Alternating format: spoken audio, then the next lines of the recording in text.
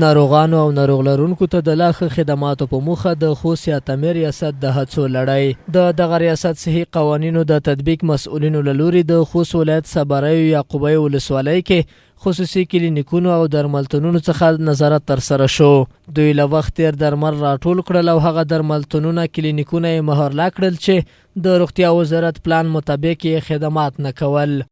ان شاء الله د خوست میاشتې د پوره د اطمینان ورکوو مونږه چې په آینده کې به هغه ډاکټران صاحبان چې د شفري نسخې لیکي یا اړوند د دې خپل اسناد نه موجود ډاکټر نه وي، موږ د دې غم خورو ان شاء الله الرحمن حق به حق ته رسیږي په اطمینان په فیصله چې بار د عام د افغانستان د خوست ملت غوښتنه همدغه وای چې هغه ډاکټران صاحبان چې مسلکي وي تاسو باید ته ډېره توجه وکړئ.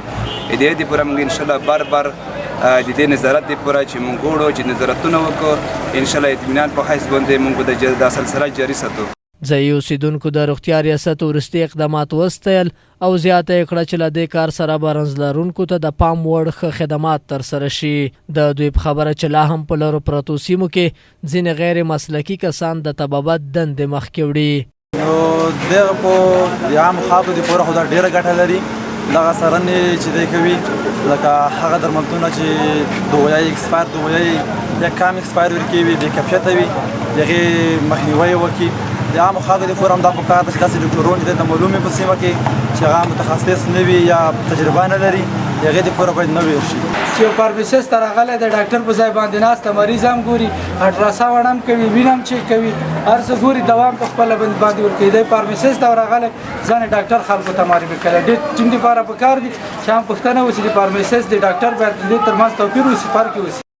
یاد دی چې لا هم خوست کې ځینې کسان خصوصي کلینیکونو کې له لوړو قیمتونو، ټیټو خدماتو او په درملتونونو کې د غیر مسلکي کم تجربه کسانو او بې کیفیته درملو څخه په اندېښنه کې دي. خو د خوست روغتیا ریاست مسؤلینو ویلي چې دوی به د ښار مرکز ترڅنګ په ولسوالیو کې د ته ورته نظارت کوي او ټول پاتې شوي کلینیکونه درملځایونه به ثبت او د روغتیا وزارت د قانون په چوکاټ کې به ناروغانو ته صحي خدمات وړاندې کوي.